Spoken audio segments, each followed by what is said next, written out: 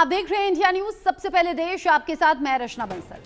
क्या इजराइल का अगला टारगेट खामेनेई होंगे? क्या नेतन्याहू अब खामेनेई के चैप्टर को क्लोज करने की तैयारी कर रहे हैं? ये सवाल इसलिए खड़े हो रहे हैं क्योंकि अब ईरान पर बारूद की बरसात के बीच में इजराइल के एक अधिकारी ने दो टूक कहा है कि खामेनेई इजराइल की रेंज से बाहर नहीं है। खामेनेई को खत्म करने की संभावना से इनकार नहीं किया जा सकता। इस चेतावनी के बीच में इजराइल ने अब ईरान की रीढ़ की हड्डी पर हमला शुरू किया है। ईरान के 2 ऑयल डिपो को तबाह कर दिया गया है। तेहरान और बुशर ऑयल डिपो को भारी नुकसान पहुंचाया गया है।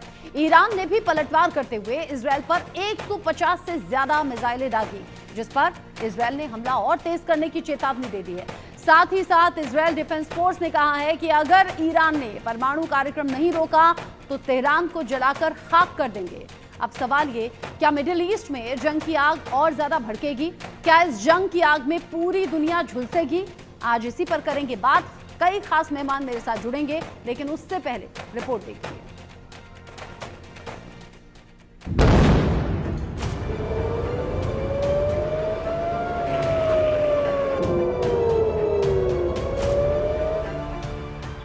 ईरान में तबाही की ये तस्वीरें डरा रही हैं।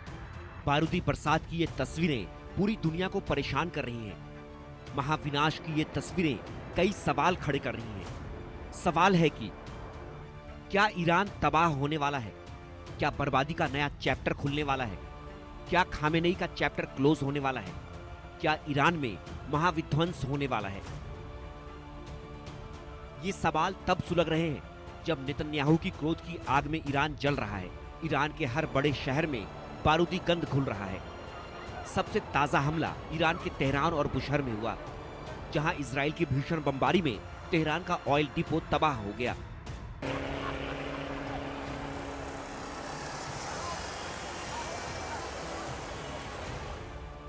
तेहरान के ऑयल डिपो से उठती आग की ये तस्वीरें बता रही हैं कि पूरी प्लानिंग के साथ इजराइल ने ईरान की रीढ़ की हड्डी पर वार किया, बारूदी हमला कर खामेनेई की कमर तोड़ दी।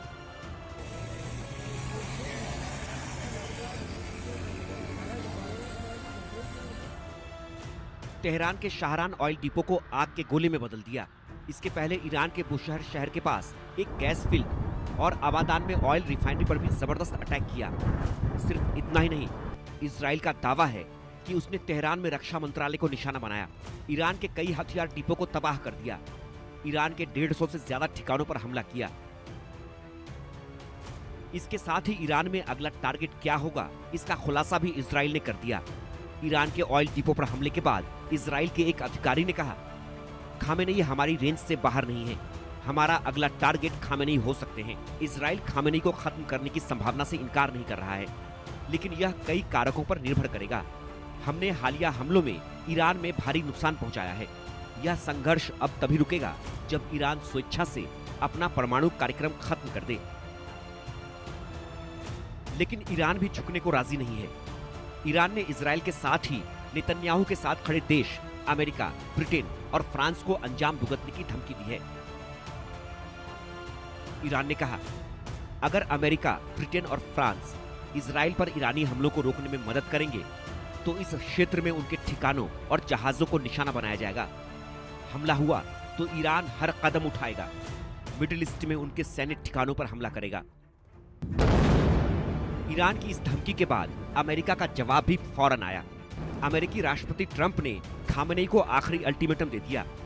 डोनाल्ड ट्रंप ने कहा, अगर वे अमेरिका को चेतावनी देंगे तो उन्हें हमारे सैनिकों का सामना करना पड़ेगा। अगर इजराइल के ईरान पर हमलों के जवाब में अमेरिकी हितों पर कोई हमला होता है तो इसके गंभीर परिणाम होंगे। अब सवाल है कि ट्रंप की इस धमकी के बाद खामेनेई क्या करेंगे? क्या खामेनेई अमेरिका से दुश्मनी मोल लेंगे? क्या खामेनेई रूस, चीन और नॉर्थ कोरिया की मदद लेंगे? क्या इजराइल की मदद कर रहे अमेरिका पर हमला करेंगे? और अगर हाँ, तो क्या इस जंग में अब अमेरिका भी कूदेगा? क्या अब परमाणु युद्ध होगा? क्या थर्ड वर्ल्ड वॉर का अलार्म बजेगा? Bureau report, India news. युद्ध लगातार खतरनाक मोड पर जा रहा है और ऐसे में तीसरे विश्व युद्ध की आहट का खतरा नजर आ रहा है। इस पर एक्सपर्ट्स क्या सोचते हैं हम जानेंगे, लेकिन उससे पहले बड़ा अपडेट। ईरान ने इजरायल पर ड्रोन से अटैक किया है। ईरान ने 100 से ज्यादा ड्रोन से यह हमला किया है। इजरायल डिफेंस फोर्स ने ईरानी ड्रोन ज्यादातर मार गिराए हैं। ईरानी ड्रोन मार गिराने की वीडियो भी जारी किए गए हैं। आईडीएफ लगातार ये बता रहा है कि कैसे ईरान की तरफ से होने वाले हमलों को नाकाम किया जा रहा है। अब तस्वीरें देखिए आप, इंडिया न्यूज एक्सक्लूसिव तस्वीरें आपको दिखा रहा है। जो ईरानी ड्रोन इजरायल की तरफ आगे बढ़ रहा था, कैसे उसके टुकड़े टुकड़े आसमान में ही कर दिए गए और इजरायल डिफेंस सिस्टम किस तरीके से यहाँ पर काम आया है। इजरायल डिफेंस फोर्स की तरफ से यानी कि आईडीएफ की तरफ से वक्त वक्त पर वीडियो जारी करके बताया जा रहा है कि ईरान पर तो एक के बाद एक इजरायल हमले कर रहा है, लेकिन ईरान की तरफ से जो आने वाले पलटवार में जो हमले हैं उन्हें ज्यादातर को हवा में ही नाकाम कर दिया गया है। अब ऐसे में सवाल ये, ईरान और इजरायल के बीच का ये युद्ध और ज्यादा भड़कने की तरफ क्या आगे जा रहा है, और अगर ऐसा है तो फिर बाकी जो सपोर्ट में आने वाले देश हैं, चाहे वो इजरायल की तरफ हो या ईरान की तरफ हो, उनका क्या कुछ अगला कदम हो सकता है।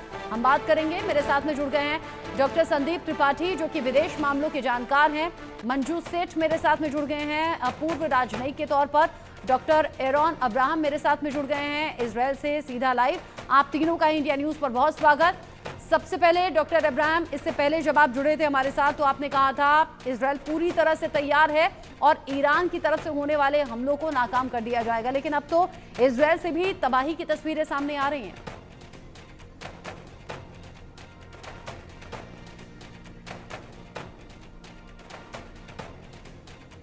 डॉक्टर अब्राहम, आपकी आवाज नहीं आ रही है, शायद आप म्यूट हैं।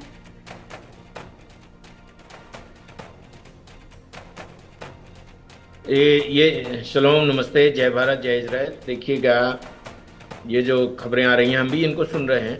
बहुत सारी चैनल्स जो है ना काफ़ी बड़ा चढ़ा के बोल रहे हैं। जो प्रो ईरानियल चैनल्स हैं वो बिल्कुल बता रही हैं कि इजराइल की तबाही हो गई है। अभी you will not believe, I am sitting in my clinic. सुबह 8 बजे हम आ गए हमारी क्लिनिक में और हम काम कर रहे हैं। पूरे सारे बाजार खुल गए हैं। सिर्फ फ्राइडे को थोड़ा सा लॉकडाउन हुआ था, इसके बाद अब हमारी लाइफ पूरी नॉर्मल हो गई। ये हो गए हमारी सिविल लाइफ। अब जहाँ तक ये अटैक्स की बात होती है तो हमारे 4 शहरों पर, हाइफा और रिसोन लिसियोन, रमत गन, रेहोबोत, इन पे इनकी जो है वो मिसाइलें गिर गई। अनफॉर्चुनेटली हम इसलिए कहेंगे क्योंकि 95-96% इसकी एक्यूरेसी है हमारे आयरन डोम की, और उसने बहुत अच्छा काम किया। अगर जैसे और कहीं बिगर आयरन डोम की अगर कोई कंट्री होती तो बर्बाद हो जाता, पूरा इजराइल बर्बाद हो जाता।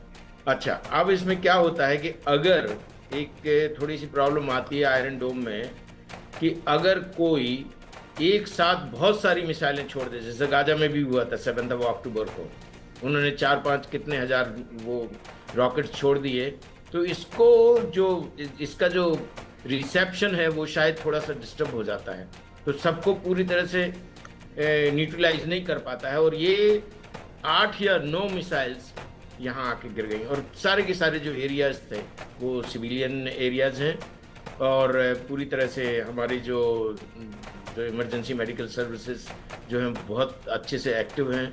काफ़ी लोगों को बचा लिया गया है, लेकिन ऐसा सुना गया है कि 8-9 ऐसे लोगों की डेथ हो गई है, और शायद और हो मलबे में निकलने के बाद, तो और काफ़ी सारे लोग इंजर्ड हुए। हाँ, यानी तो आप तैयारी हमारी अच्छी है, हमारा कोई कुछ नहीं बिगड़ा अभी तक। और बाय द वे, इसमें इन्होंने ना तो कोई डिफेंस इंस्टॉलेशन पे अटैक कर पाई है, ना हमारे किसी डिफेंस के ऑफिसर या हमारे पॉलिटिकल किसी को कुछ नहीं कर पाई है। लेकिन आप कह रहे हैं 7 से 8 लोगों की जान गई है। अनफॉर्चुनेटली कई जगह ऐसी हैं जहां पर मिसाइलें गिरी हैं और ईरान अपने हमलों में कामयाब रहा, लेकिन आप कह रहे हैं मैक्सिमम ऐसे हमले जिन्हें हवा में ही रोक दिया गया, नष्ट कर दिया गया। इन सब के बीच ही आईडीएफ ने ईरान के लोगों को चेतावनी भी दी है। ईरानी हथियार डिपो के पास रहने वाले लोगों से कहा है हथियार डिपो वाले इलाके को तुरंत खाली कर दें। ये सिविलियंस के लिए सीधे तौर पर चेतावनी है कि अगर वहाँ आसपास रहते हैं, हथियार डिपो के आसपास इलाके वाले लोगों में जो वहाँ आबादी है वो हट जाए वहाँ से। हथियार डिपो के पास रहना ईरानियों के लिए खतरनाक है। आईडीएफ ये साफ तौर पर कह रहा है, एक तो न्यूक्लियर साइट को निशाना बनाया, तेल डिपो को निशाना बनाया। अब कह रहे हैं कि ये जो अलग अलग जगह हथियार डिपो हैं वहां जो आसपास के एरिया में लोग रह रहे हैं वहां से लोग खाली कर दें। ये ईरानियों के लिए खतरनाक है क्योंकि अब जो टारगेट पर है वो हथियार डिपो भी हैं। इससे पहले भी आईडीएफ की ओर से ईरान में अलग अलग जगह हमले किए गए हैं और ईरान की ज़्यादा तबाही वाली तस्वीरें सामने आ रही हैं। ये भी हमने देखा है। अब ये जो तस्वीरें सामने आ रही हैं ईरान की तरफ से, इजराइल की तरफ से, डॉक्टर संदीप त्रिपाठी, क्योंकि अटैक और काउंटर अटैक का ये सिलसिला जारी है और बहुत से लोग ये कह रहे हैं कि अब ईरान और इजराइल के बीच ही ये युद्ध सीमित नहीं है, अब ये और ज़्यादा एक्सपैंड होगा क्योंकि अब अलग अलग देश खुलकर इजराइल के और ईरान के सपोर्ट में आ गए हैं। यानी जो स्थिति अब है उससे ज़्यादा खतरनाक होगी क्या? जी, इसमें संदेह नहीं है कि जो स्थिति अभी वर्तमान की है ये और एस्केलेट होने वाली है और इसका अंदाजा इसी से लगाया जा सकता है कि दोनों इजराइल और ईरान ये पूरा जो सिचुएशन है अंतर्राष्ट्रीय राजनीति के सिद्धांत में एक जीरो गेम सम थ्योरी कहते हैं, जो कहते हैं कि या तो तुम या तो मैं, दैट मीन्स ईदर और की पोजीशन होती है। The loss of one is the gain of other.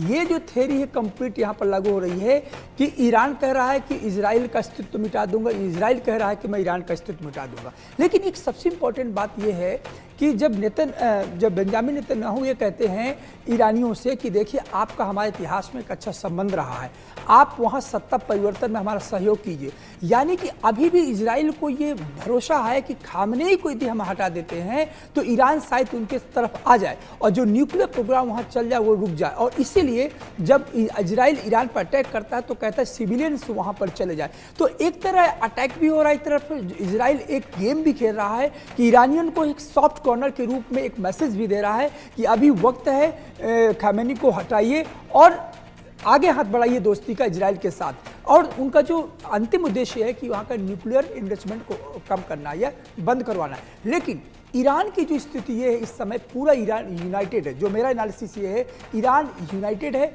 और ईरान भी वही अस्मिता की लड़ाई के लिए तैयार है कि इजराइल को हम छोड़ेंगे नहीं। तो मुझे लगता है कि ये कन्फ्लिक्ट है ये दो देशों का नहीं। जिस प्रकार से ट्रंप खुल करके इजराइल के साथ में है और पुतिन से उन्होंने 50 मिनट की जो बात की है और पुतिन जो उन्होंने निंदा की है इजराइल की, और चाइना के हमने चाइना पहले नहीं निंदा किया कि ये ईरान के सॉवरेनिटी पर अटैक है। तो ये जो सुपर पावर का जो इन्वॉल्वमेंट है ये अपने आप में इस बात को संकेत देता है कि ये महज ईरान इजराइल का युद्ध नहीं है, कन्फ्लिक्ट नहीं है।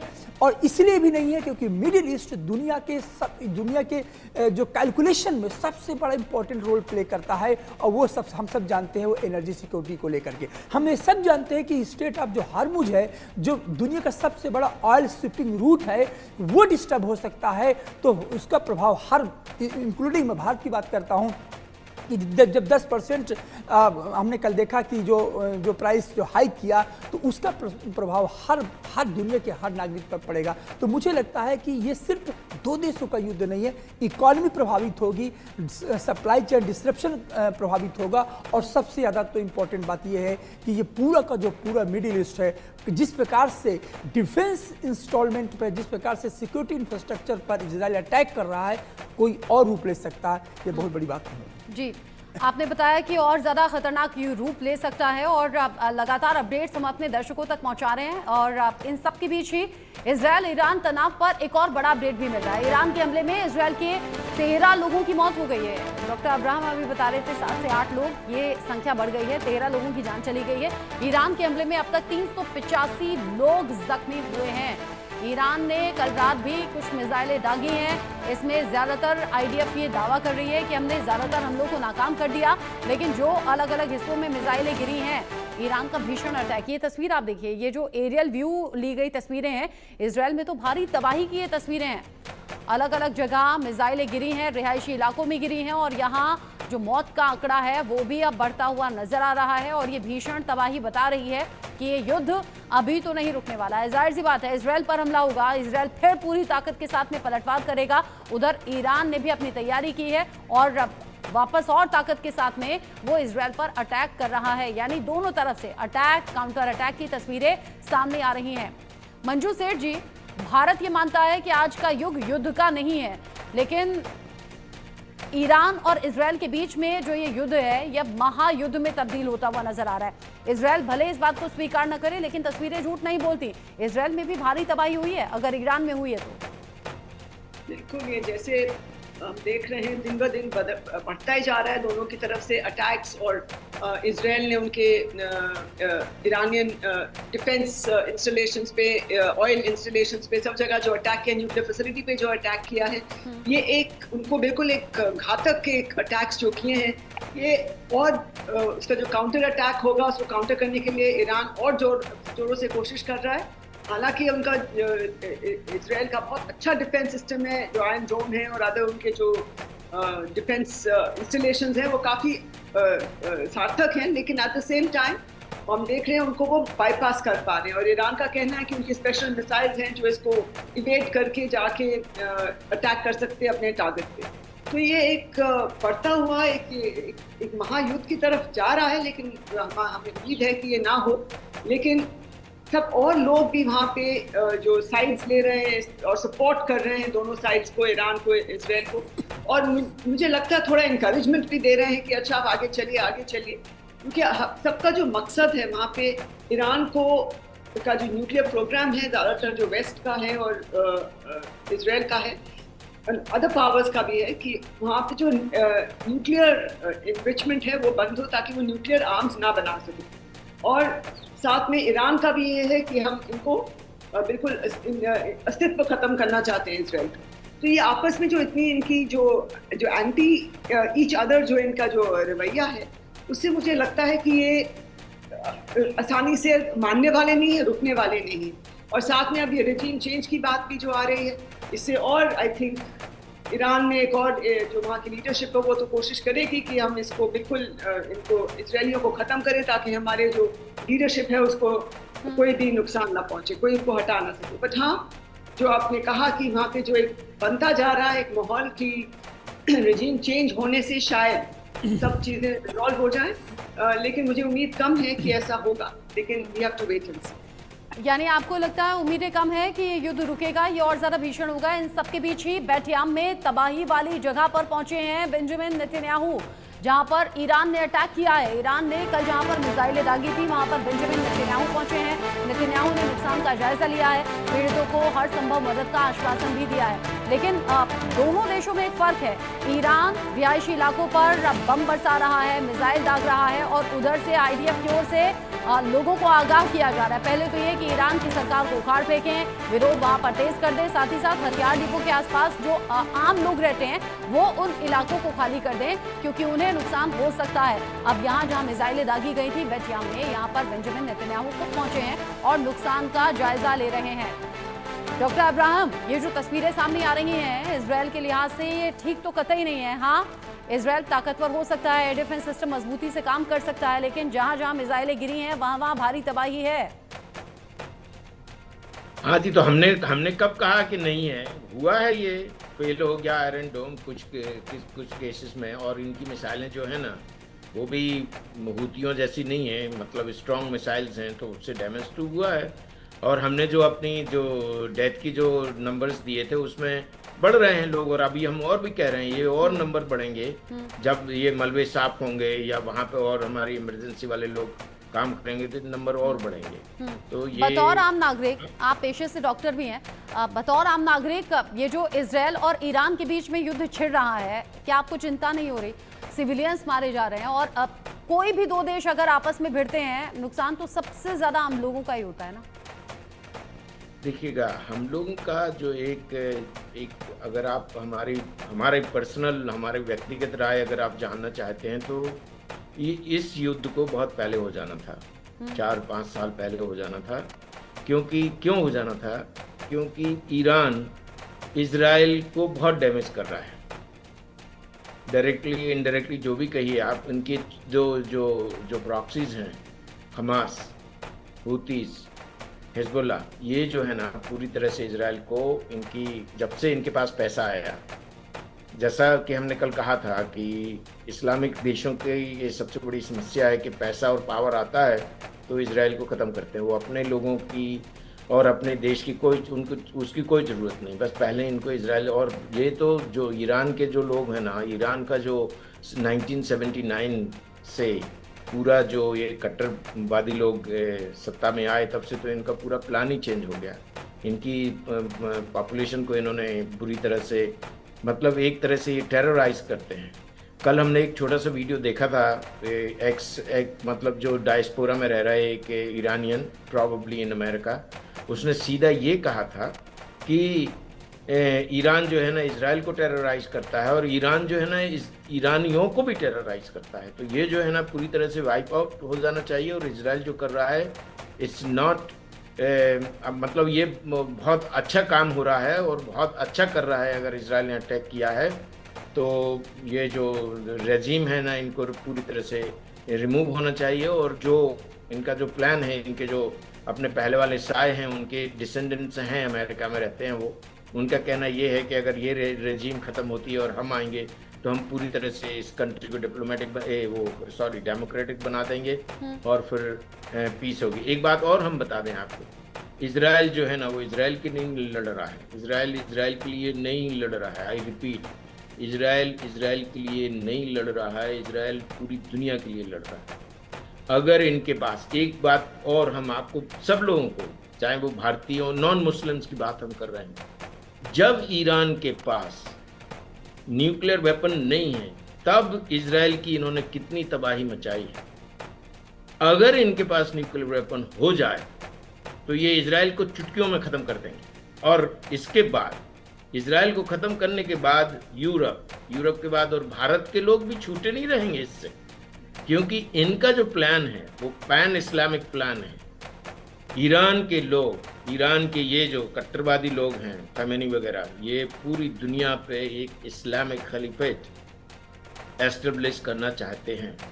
तो हमारी तरफ से ये जो वॉर हो रहा है, और हमारे बाकी के और हमारे पेशेंट्स भी आते हैं, हमारी भी 2-3-4 मिनट कभी बात होती है लोगों से, everybody is in favour of this war. और ये भी कह रहे हैं कि लेट हो गए। आप कह रहे हैं लेट हो गए, 4 से 5 साल पहले ही ये युद्ध छिड़ जाता तो बेहतर रहता। ईरान ने काफी ज्यादा नुकसान इजराइल को पहुंचाया है, आप कह रहे हैं डायरेक्टली भी इनडायरेक्टली भी, उसका इलाज पहले होना चाहिए था। इन सबके साथ ही एक और बड़ा अपडेट है, ईरान के विदेश मंत्री अब्बास अराक्ची का बड़ा बयान सामने आया है। न्यूक्लियर प्रोग्राम रखना हमारा हक है, ये अराक्ची ने कहा है। कह रहे हैं हम अमेरिका को यकीन दिलाने के लिए तैयार थे, इजराइल नहीं चाहता कि हम किसी समाधान पर पहुंचे। यानी यहाँ ईरान ने साफ तौर पर यह कह दिया कि हम तो चाहते थे विश्वास दिलाना कि किसी तरह का नुकसान नहीं होगा, लेकिन इजराइल इस बात को लेकर तैयार नहीं है कि हम किसी भी समाधान पर पहुंचे, यानी कि समाधान ना होकर यहाँ युद्ध और ज्यादा भड़के।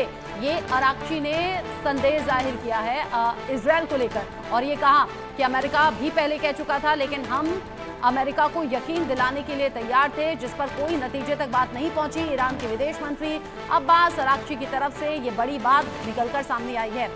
डॉक्टर संदीप, ईरान हो सकता है कि अब भरोसे में लेने की कोशिश कर रहा हो, लेकिन सच तो ये है कि इजराइल ने भी वक्त पर आगाह किया था, अमेरिका ने भी चेतावनी दी थी, और ईरान और खामेनी अभी भी बार बार कह रहे हैं कि परमाणु प्रोग्राम तो हम किसी कीमत पर रोकने वाले नहीं हैं। देखिए, दोनों तरीके जो दलीलें हैं, इजराइल की तरफ से, ईरान की तरफ से, दोनों की अपनी दलीलें हैं, और मुझे लगता है इजराइल भी अपने जगह में सही है।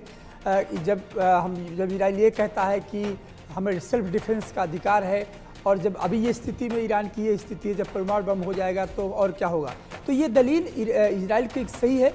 लेकिन उसके साथ ही ये भी कि ये जानना जरूरी है कि ईरान को भी लगता है कि उसका राइट है न्यूक्लियर वेपन तैयार करना।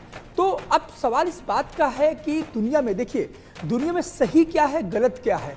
आज के इस एनार्कियल सिचुएशन पर, इस पूरे ग्लोबल ऑर्डर पर आप देखेंगे जहाँ जहाँ वॉर जोन है वहाँ अपनी सबकी दलीलें हैं, और जो राष्ट्र ताकतवर है वही अपने नॉर्म से स्थापित कर रहा है, वही अपनी बातों को सही जस्टिफाइड कर पा रहा है। तो सबसे बड़ा सिद्धांत यह है कि कौन राष्ट्र कितना ताकतवर है और कौन अपने आप को अपने रक्षा कर पा रहा है किसी से। मुझे लगता है अंतर्राष्ट्रीय राजनीति में फाइनली यही सिद्धांत काम करेगा। गलत कौन है, सही कौन है, हर राष्ट्र की अपनी दलीलें हैं, हर राष्ट्र की अपनी सॉवरेंटी है, लेकिन कहाँ किस पॉइंट पर आकर के कोई राष्ट्र रुकेगा ये मानने को कोई तैयार नहीं है। जैसे कि अभी आपने कहा, ईरान ने कहा कि हमने अमेरिका को विश्वास दिलाया, लेकिन अमेरिका को विश्वास नहीं हुआ कि ये शांति के लिए हो रहा है। जैसे कि अभी अभी इजराइल की तरफ से हमने सुनने में आ रहा है कि उन्होंने कहा कि ये पूरी तरह से परमाणु बम बनाने के लिए तैयार है। तो ये एक कहीं ना कहीं से ये कह सकते हैं कि जो सिक्योरिटी का एक तट है वो सभी राष्ट्रों को होता है और सभी राष्ट्र अपनी सिक्योरिटी को इन्हांस करते हैं।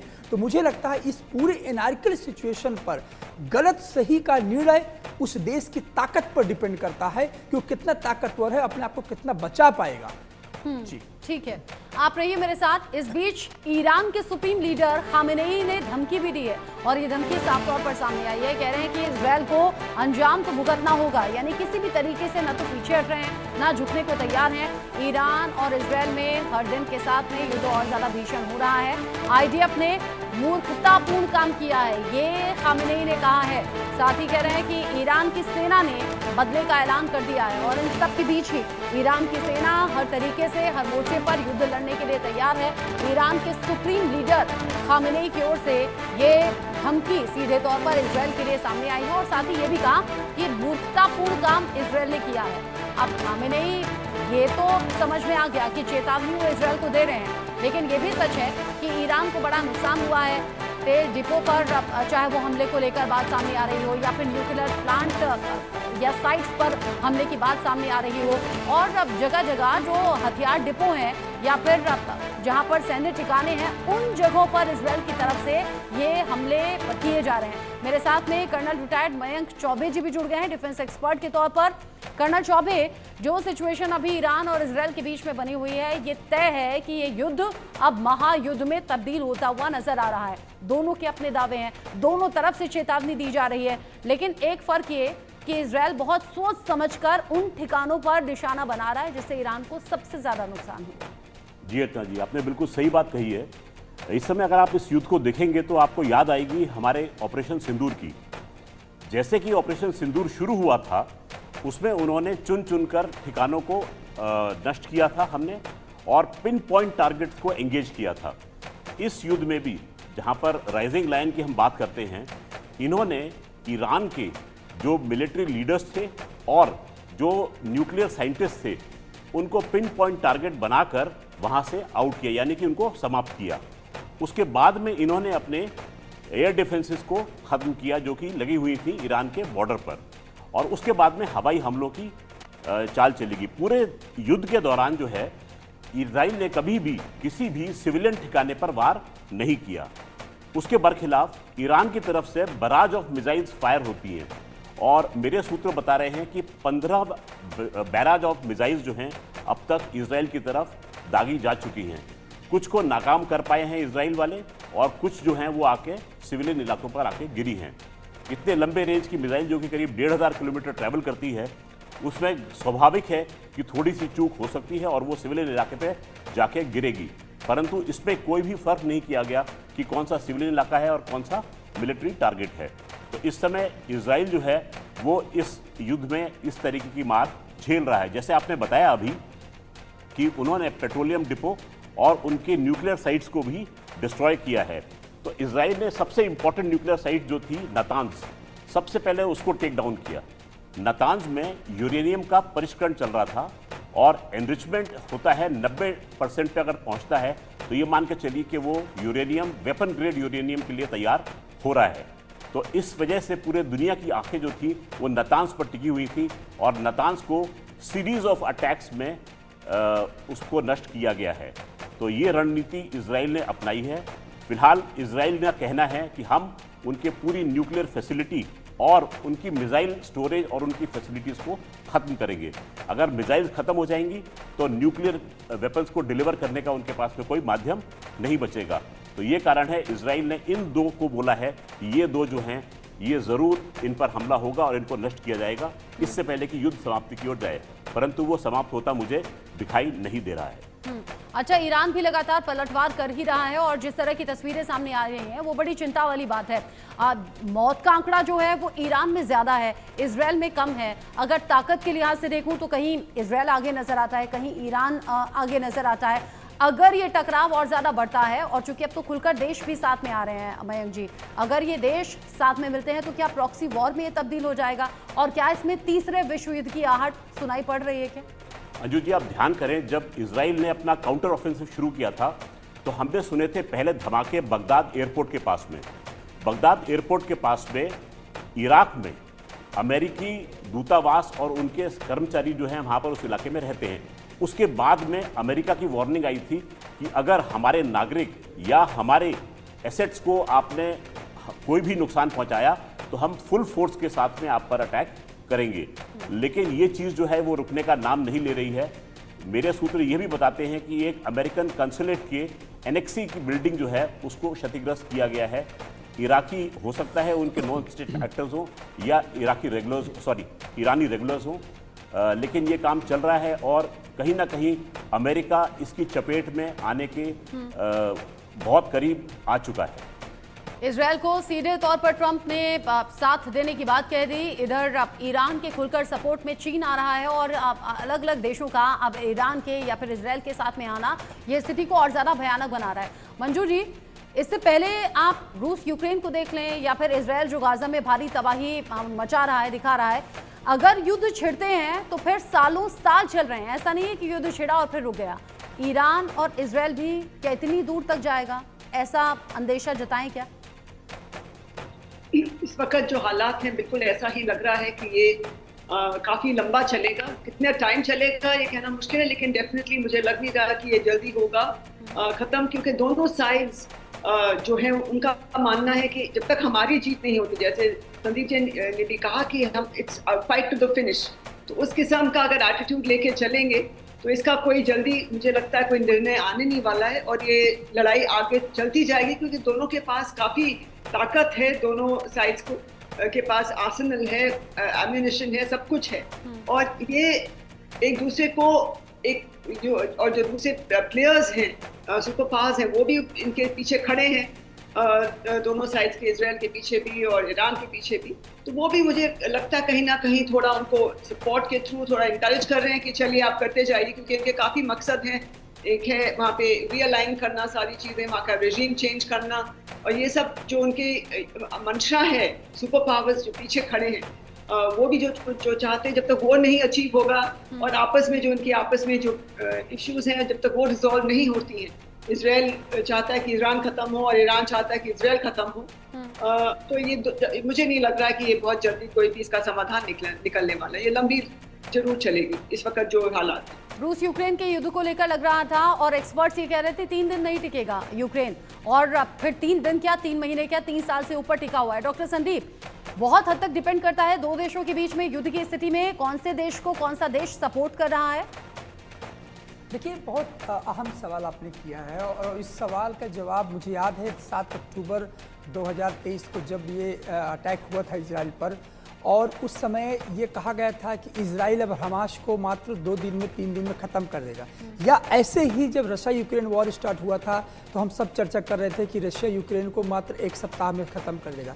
ये एक गलतफहमी है आज के इस हाइब्रिड वॉरफेयर के टाइम में किसी भी राष्ट्र को, जिसको ये लगता है कि मेरे पास मिसाइलें बहुत अच्छा है, मेरे पास एयर डिफेंस सिस्टम बहुत अच्छा है और हम जाके तबाह कर देंगे। मैं हमेशा कहता हूँ कि आज का जो दौर है, इस दौर में ये हाइब्रिड वॉरफेयर का दौर है। ये डिजिटल, पूरी तरह से डिजिटल वर्ल्ड बन चुका है, डिजिटल सोसाइटी बन चुकी है, और ताकत का जो एहसास है वो सिर्फ मिसाइलों से नहीं होता है, सिर्फ आपके एयर डिफेंस सिस्टम से नहीं होता है, डिप्लोमेसी भी कोई ताकत होती है। और जिस तरीके से चाहे वो इजराइल हो या ईरान हो, दोनों के पास जिस तरीके से इंसर्किलमेंट हो रहा है दुनिया के ताकतों का, मुझे लगता है कि ये जो है बहुत लंबा, ऐसा नहीं कि और ज्यादा भड़केगा और उससे बाकी देश भी प्रभावित होंगे। कर्नल चौबे, प्रभावित होने में भारत का नंबर भी तो आएगा।